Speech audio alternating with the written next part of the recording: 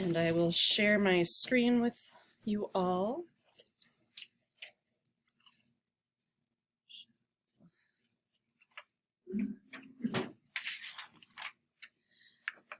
Okay, we're going to work through chapter 12 and 13 in our book. Chapter 12 is on graphics, styles, and appearances. So it's kind of like what we did in Photoshop when we made type have some different effects. But we can add it to more than type, obviously. And then if you were to add a bevel, a drop shadow, a stroke, whatever, you can actually save it as a graphic style and apply it to other things with one click. So it's all about making your workflow speedy. So let's open in chapter 12, the start file. And if you get the warning about grabbing that font, obviously activate it so that we are working with the font that the book gave us. And then we're going to do a file save as, and we're going to call this Your Name Bike Tour.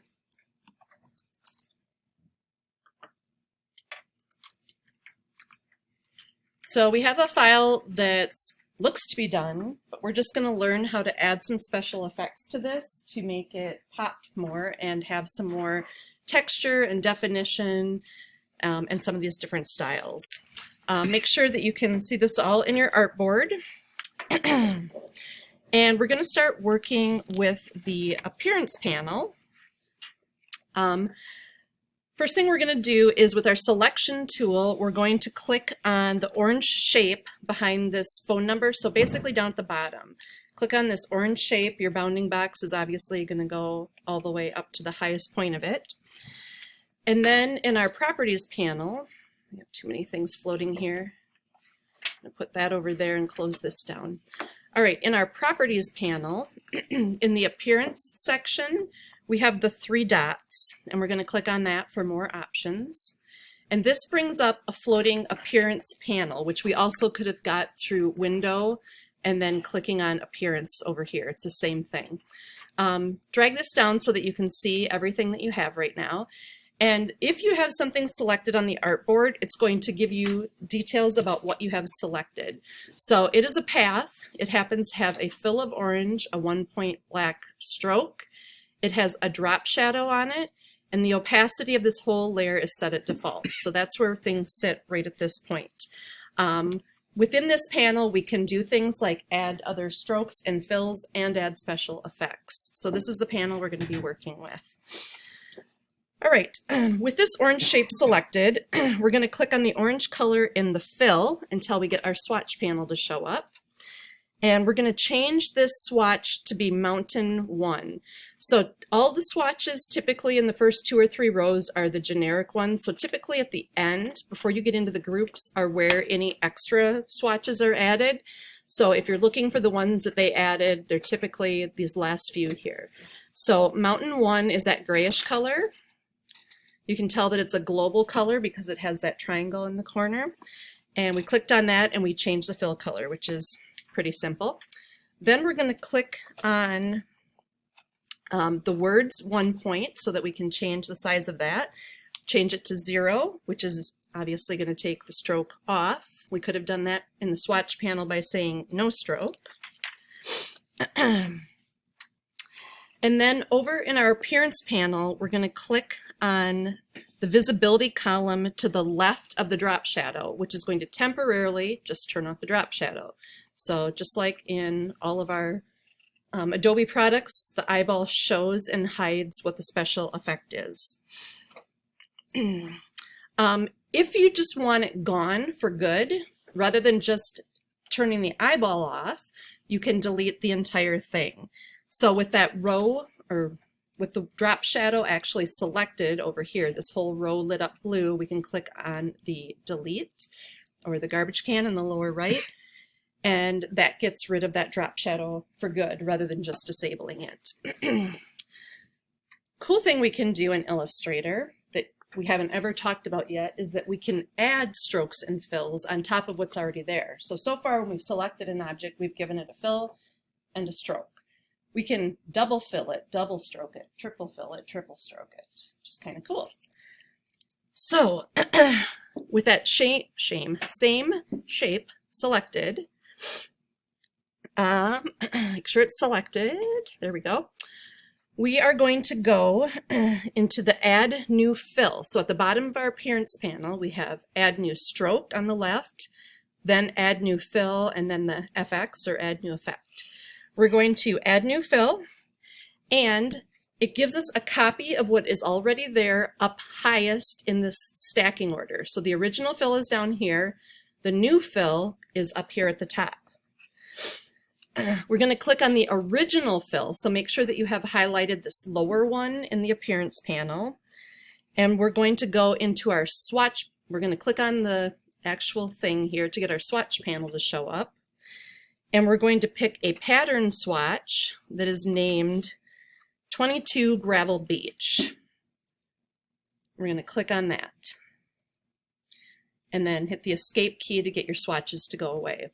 So that lower fill we turned into a pattern. Why can't we see it? Why don't we see any change? Yeah, it's the whole stacking order thing. The gray one is stacked on top of it. That gravel is underneath it. So it won't show up because they're stacked on top.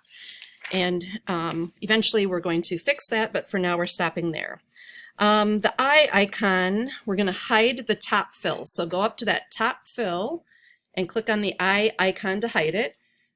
Sure enough, there's the pattern that we put in. Later on, we're going to reorder these, but for now, just know that that's the way they are. All right, next thing we're going to do is add another stroke using this Appearance panel as well. So click on, with your selection tool, the black circle. And you see that the circle itself is actually the path inside our bounding box. So what do we know about that in the Appearance panel? How big of a stroke is on that? 42? Yeah, it's a huge stroke. It's a 42-point stroke, and it's positioned outside. The default behavior is in the center, where half of it is on the outside of the path, half of it is on the inside. But right now, all of it is on the outside. All right, we're going to add a new stroke to this. So we're going to click on the Add New Stroke icon at the bottom of the Appearance panel, and it does the same thing. It gives us a second version on top that's an exact replicate of what it was. All right, in the new one, we want to change the size of it to 10 point. And then we're going to click on the word stroke to open up a stroke window. And we might have to change the 10 point there also. We're going to align this stroke to the center. So we need to go and look at these align stroke options. We have center, inside, outside. We're going to choose the center. So we have a 10-point stroke aligned to the center. And we're also going to add a dashed line to this. So we're going to turn on the dashed line right here. And the default it always comes up with is 12 points, meaning it will be a 12-point dash with a 12-point gap repeated over and over if you don't state anything differently. If you want a smaller or bigger gap, you have to type that in, and it will repeat those two values over and over. If you want a pattern of a 12 and then a 4 gap and a 15 and a 5 gap repeated, you have to enter all of those and it will simply repeat that. So dash is set to 12, that's good. We're going to hit escape to get out of that extra thing. And we see that we now have a 10-point dash stroke set to the centered point. All right. Let's click away to deselect and then do a save. We can also add other strokes and fills to text as well. So take your type tool and click in the mountain ridges to select that. And look at our appearance window. It says it's type and it has no appearance right now. No stroke, white fill. We'll also see characters written right here in the appearance panel. and not object. We can't add another stroke or fill when we're in this version of selecting it. So notice that the stroke and fill down here is not available.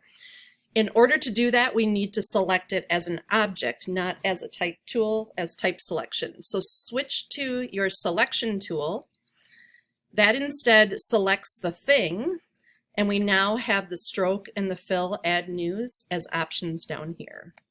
Okay, so you can't add it when you're in that other character view. We're going to click on the add new fill.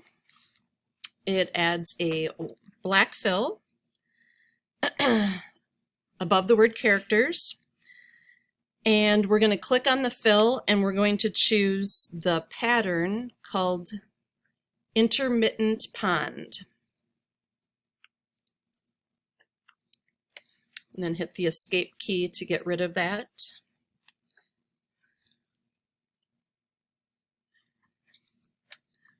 Twirl open if it isn't already this fill row that we just did. You should also see opacity is showing up. Click on the word opacity. Anytime a word is underlined like that, it means that if you click on it, you're going to get an additional window of options. We're going to pull the opacity down to 20% instead of 100%. So each and every appearance row, whether it's a stroke or a fill or whatever, has its own opacity that you can adjust as well. So it's very detailed. You can apply a fill. Any one of these, you can change the opacity. All right, let's leave that, hit escape just to get that window to go away, but leave mountain ridges selected. Reordering these appearance attributes. So we talked about stacking them in different ways because the stacking order changes how they look and how they interact with each other.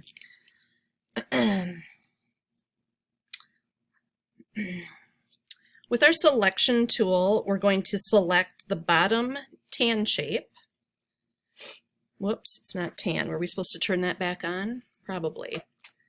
I think we're also supposed to change the color of it. I must have missed that.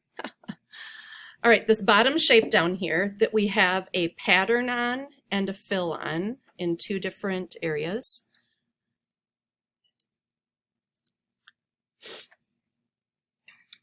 We're going to drag the bottom attribute row up above the top one. So this one, we're going to drag up here. When we see the blue line, we're going to let go. That puts that funky fill on top of just the gray background. Okay, so now by reordering them, we can actually see them. I don't know why we didn't do that earlier on when we hit that point, but whatever. Click away to deselect. And we're going to talk about live effects. So in most instances, all of these things that we're doing in the appearance panel are altering what we're doing without changing the underlying artwork. Because of that, we can edit, move, delete, change opacity. We can do all sorts of different things. There's two types of effects in Illustrator, vector effects and raster effects. So vector effects stay as vectors. Raster effects rasterize them. So if you're working in Illustrator, which of the two would you probably try to stay in? Vector effects or raster effects? Vector, because then it's going to be scalable all the time. There are a few that only exist in raster effects, and then that's when you have to use them.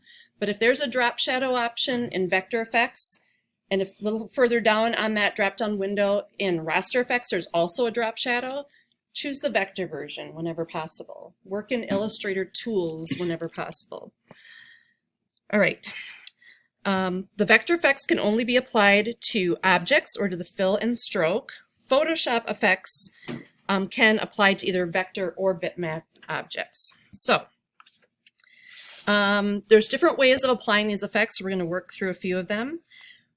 We are going to click on the yellow background shape up here, the mountain that's yellow, and we're going to shift and hold down on this grayish bottom piece that we already had. Whoops, I had type, I didn't want that. So this yellow shape, hold shift, and then, not that, this shape down here.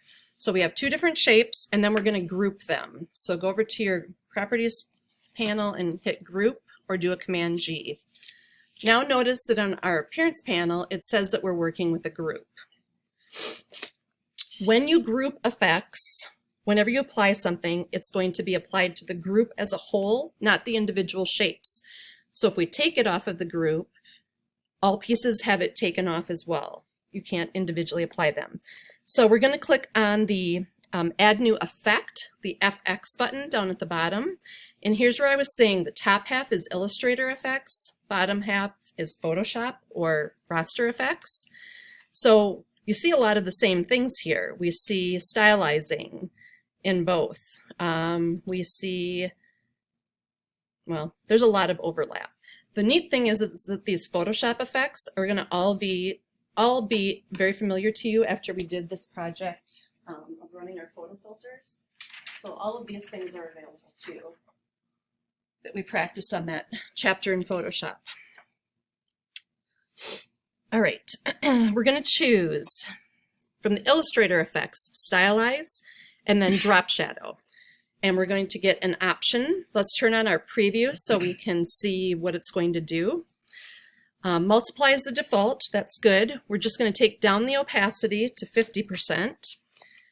The X and the Y offset we're going to change to 0. And the amount of blur we're going to change to 0.25. And the color is black. And here you can see the effect that it's giving us.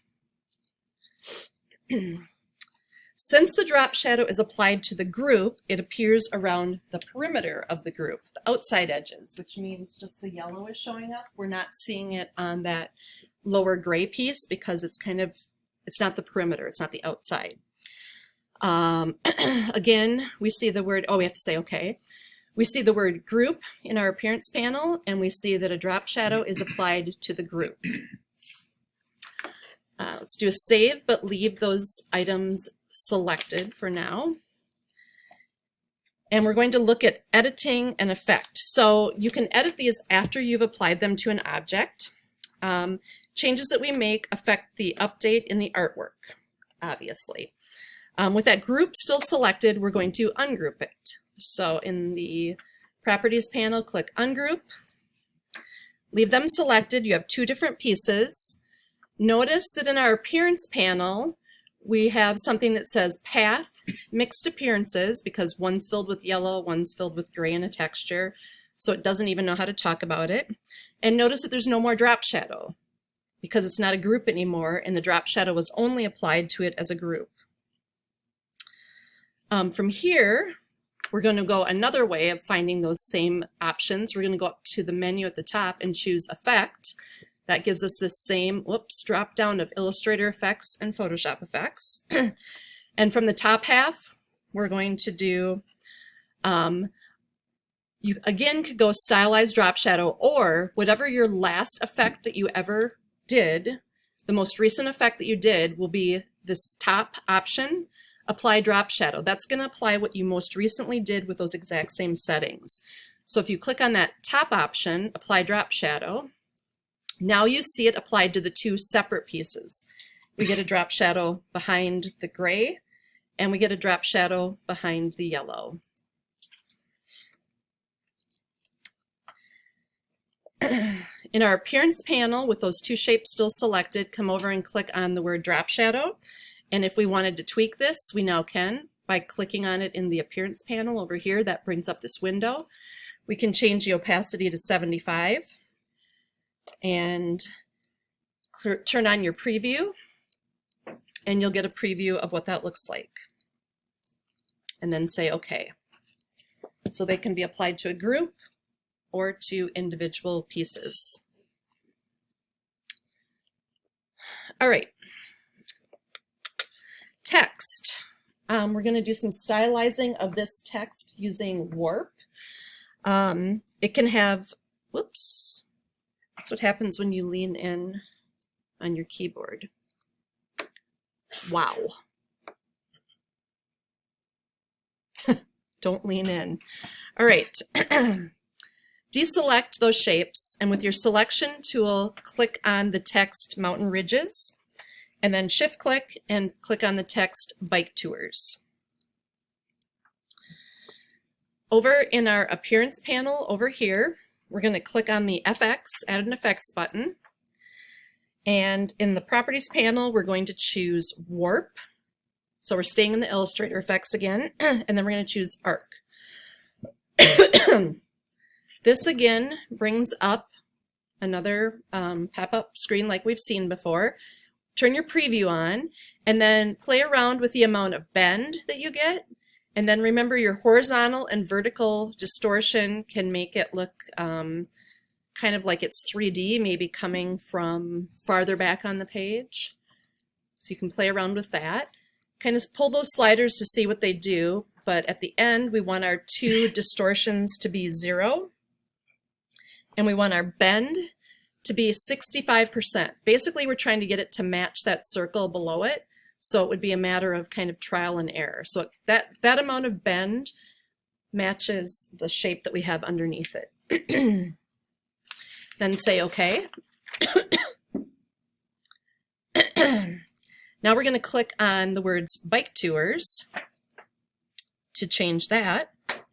And obviously that's arcing the wrong way. Notice that the bounding box is where the type used to be, and we see that line like where the original type was. And then the preview is where we have it currently warped to be right now. We want to click on the words warp, arc in the appearance panel to bring up that window again.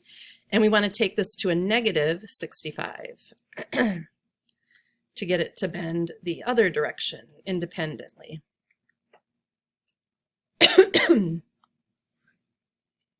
And then say OK. And click away.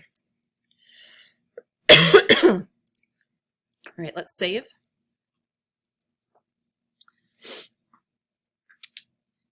All right, we can edit text with a warp effect applied. So right now it says mountain ridges. Perhaps that's not the name of it. Perhaps it's mountain ridge, and we shouldn't have that plural S in there. We can still edit. So with your selection tool, click on mountain ridges, and again your bounding box comes down here.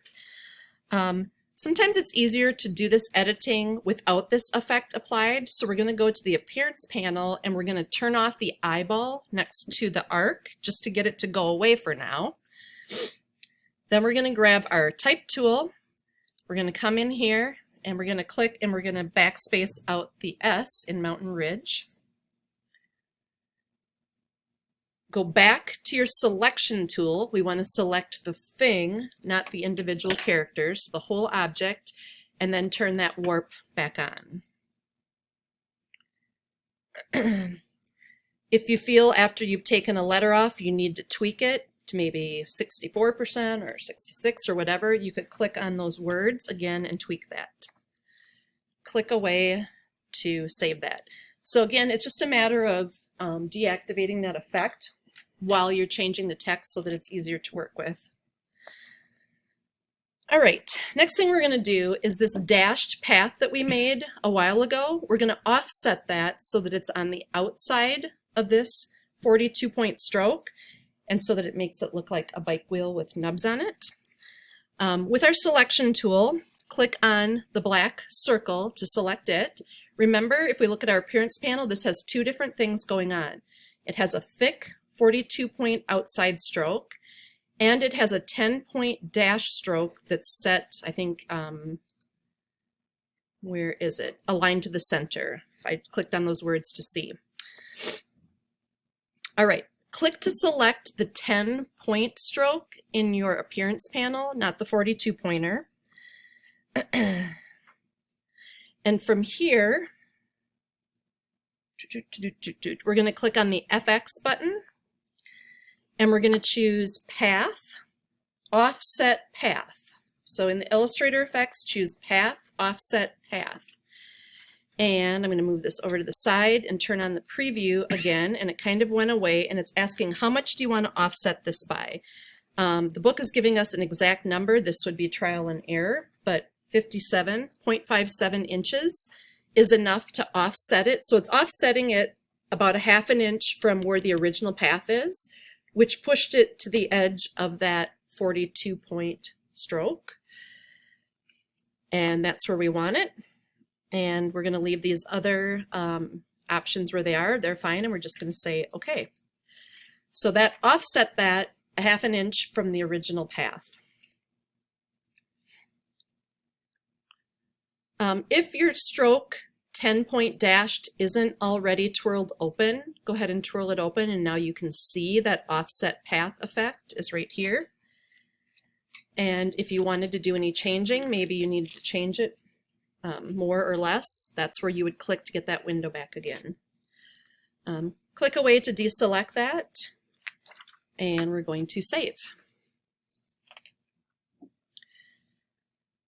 All right, so far all the effects that we've added have been Illustrator or vector effects. We're now going to apply some from the bottom half, the Photoshop effects. So this set of effects includes everything that we saw in Photoshop, like inner glow, outer glow, crackleture glass, stained glass, all those sandstone different things. All right, let's go back to our layers panel, and we're going to select the mountains layer just so that we're working in that specific layer. Then go back to your properties panel. And because we have the mountains layer already targeted back here in our layers panel, when we switch to the property panel,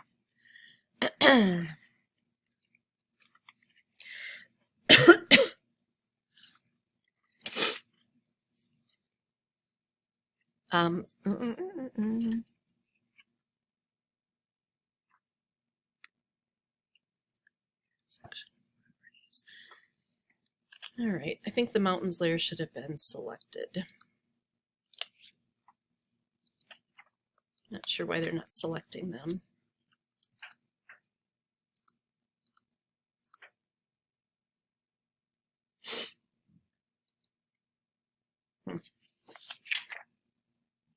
Sorry, I'm trying to think what I missed here to get this to affect just this. Oh, my bad.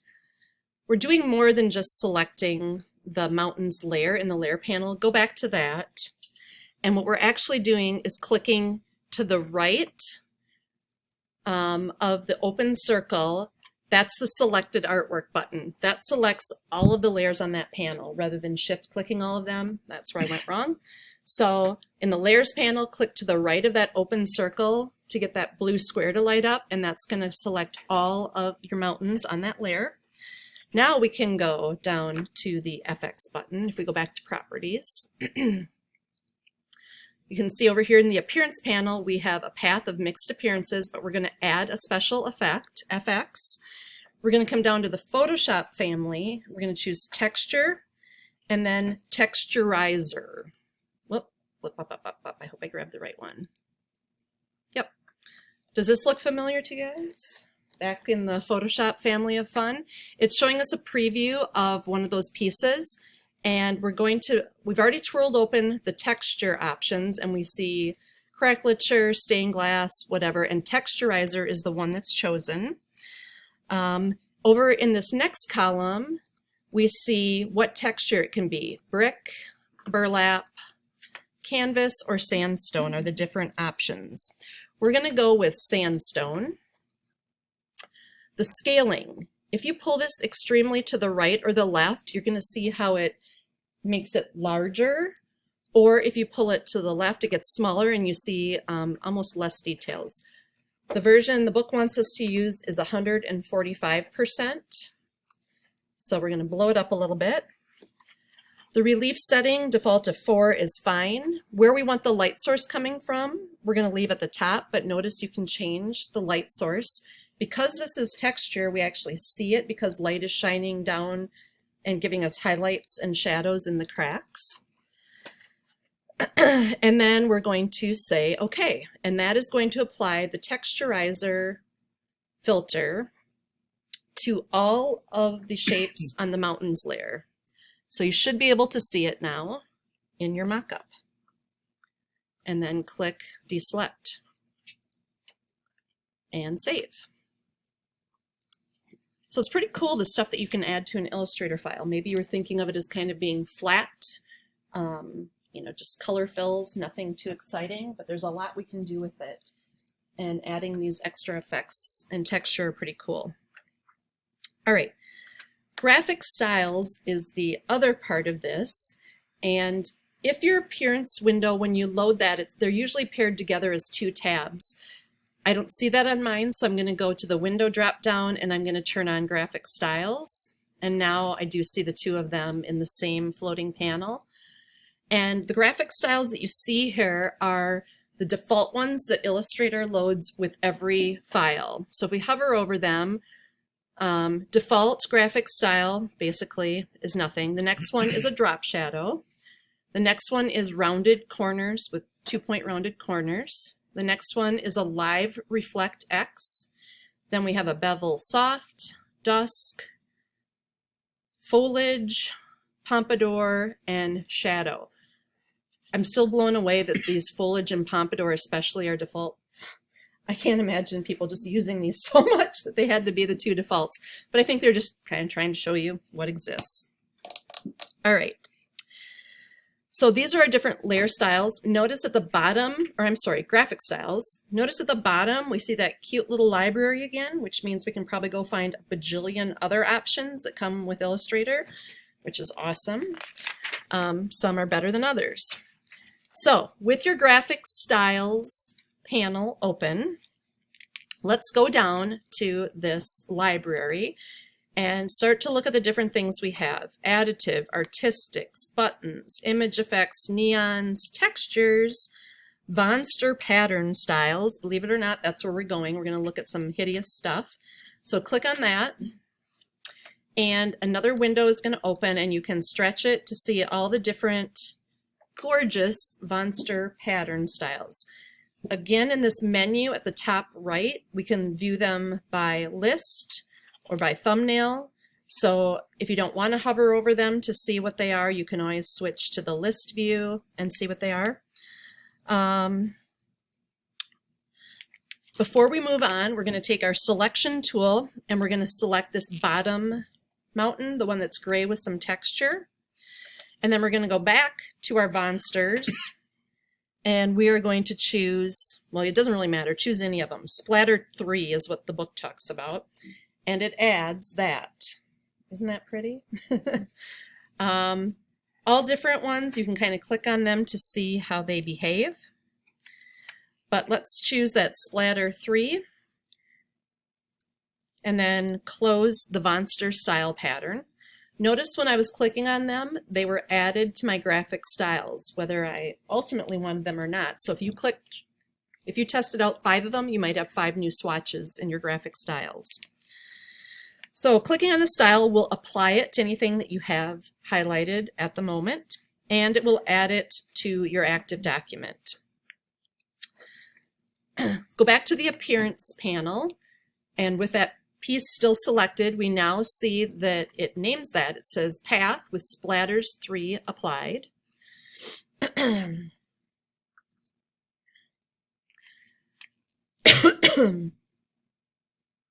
then go back to your graphic styles and hold down right click as you hover over any of these, and it gives you a preview of your shape. Not in the document itself, but just a tiny preview of what that shape would look like with that effect applied to it. So if you right click and hover over any of the styles, you get a preview, a small preview. That can be helpful as well. All right. Let's take our selection tool and pick the yellow shape in the background. And in our graphic styles panel, we want to make a brand new one based on what we already have on our artboard. So with this selected on the artboard, at the bottom of our graphic styles panel, bottom right, we have the new graphic style button. And if we click on that, it adds it. And if we hover over it, it says graphic style. And it kind of gives you a preview. So you can see yellow and you can see some drop shadow going on. In the graphic styles panel, we're going to double click on this and we have a chance to name it. So we're going to name this mountain. So this is our style for mountains. and say OK. Go back to the Appearance panel, and we now see at the very top that it's telling us that we have a path selected and the style that's applied is called Mountain. That's the name we just gave it. Let's click this bottom shape that we now have filled with ugly polka dots and go back to your graphic styles, and with one click we're going to apply the mountain style to it as well. And now it has yellow texture, drop shadow, just like the one behind it. Let's do a save. So that's a graphic style that we made based on artwork and now applied to something else. Another thing that we can do is update a graphic style. When we update it in the graphic styles pattern, anywhere that it's being applied in your artboard is going to update. So the thing about these extra tools that we've been learning lately is how you can work smarter and faster and not reinvent the wheel all the time. Once you have something stylized and you like it, save it as a graphic style. Then you can apply it with one click. Or if your client comes in and says, that's way too much of a drop shadow, that looks stupid. You wouldn't like that client, but then you could double click on the style and go in and tone down the drop shadow, and it's going to apply globally on your artboard wherever you're using it. Okay, that bottom yellow shape still selected. In our graphic styles panel, we can see that this yellow one has a little outline around it, and that's the one that's currently being applied.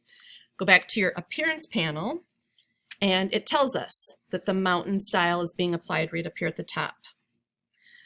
Go to your fill attribute in the appearance panel and click on it once or twice until you get the swatch panel to come up. And instead of that yellow, we want this one to be the mountain number 2 color, that darker gray. So click on that, and that's going to change this one right here.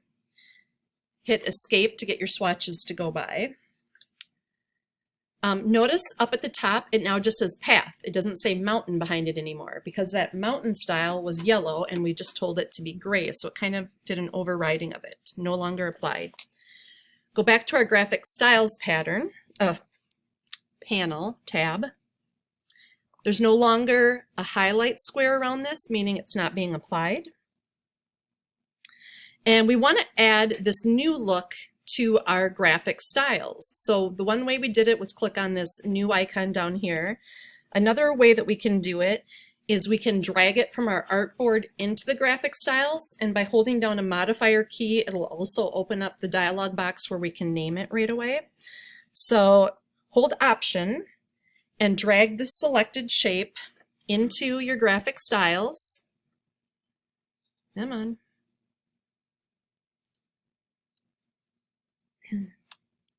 Let go of the Option key, and then you should see a plus sign and a blue line. Wherever you drop, whenever you let go of the mouse, it's going to be put wherever that blue line is.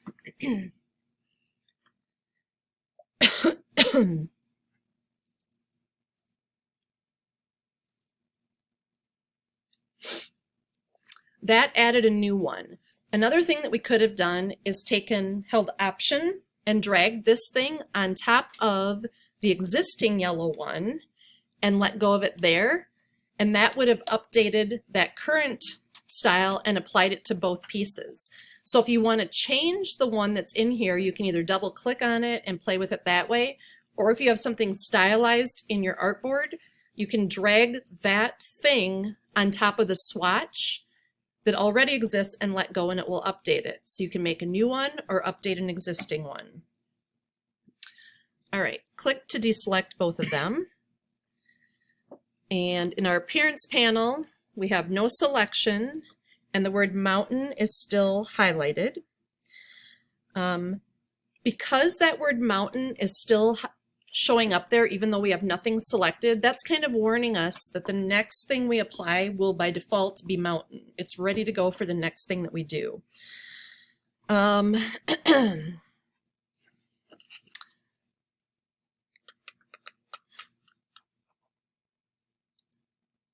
We're going to click on this top shape that has the mountain graphic applied. So of the two, it's the one in the middle or the one on top. And we're going to go back to our fill, and instead of being Mountain 2, we're going to apply the lighter one of Mountain 1. So we can just go back and override that. Even though there was a style ready to go, we took it off by clicking on something different. So notice it now just says path up here. All right, let's save, deselect and save. So we've added graphic styles to certain things, this mountain, that mountain. We can also add them to an entire layer, and anything and everything in that layer stack gets it applied. So if we go look at our layers panel, mountains has 3 different shapes on it for sure. There's some other stuff that we haven't even turned on yet, but if you have a whole layer going, when you apply a graphic style, it affects the whole layer.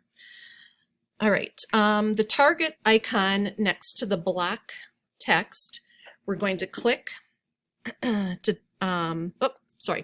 going to click the target icon over here to the right of the words, the circle.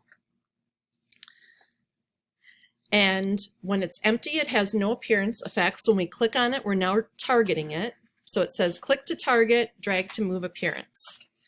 So this selects the contents of the layer and targets it for anything that we're going to do to it next. In our graphic styles tab, we're going to apply the style called shadow, not drop shadow, just so you know. It's one of these later ones. So apply shadow. That puts a shadow around all of the sides, where a drop shadow tends to be if the lighting is at the top, the shadow's only at the bottom. This is like your light source is straight on, so the shadow is equal around all 4 sides. Go back to your appearance tab. We can see that the shadow is applied. And that targeted everything on that layer of block text. So the 2 different pieces were applied equally.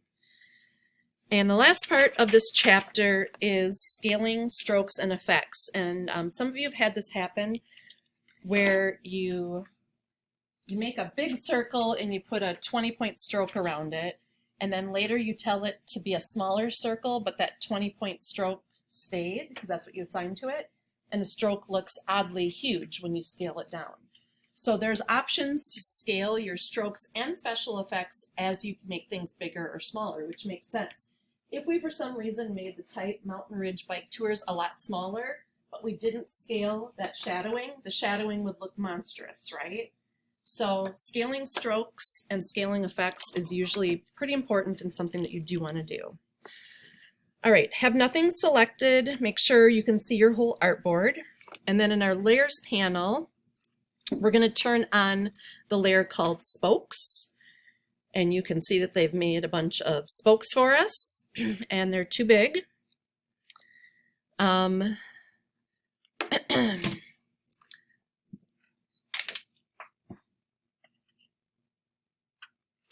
Select the strokes artwork.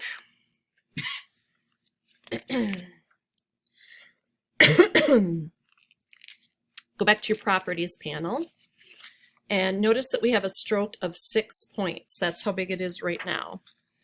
We're going to go to the more option, the 3 dots in the transform section. So up here in transform, where we have the widths and heights, there are 3 dots. We're going to click on that. And one of the options here is to scale the strokes and effects, and it's not turned on. We need to turn that on. Hit escape just to get that window to go by. And then in the width and height, we're going to constrain the width and height. So turn on that lock so that when we change one, the other changes with it. And we're going to change, instead of being a 9-inch width, we're going to do a 5. Hit tab. That automatically scaled the next one down to 5. And that's what we want. And also notice that our stroke basically went down to half size. It used to be 6 points, now it's 3. So it knew that to keep the balance and the look that we were going for, it had to scale them down as well based on that check mark. So deselect and do a file save, and you are done with that project. So graphic styles, special effects, this kind of takes your designs and your posters and whatever you're working on up to the next level and adds a bit of punch to it. Anybody have any questions or concerns with that chapter?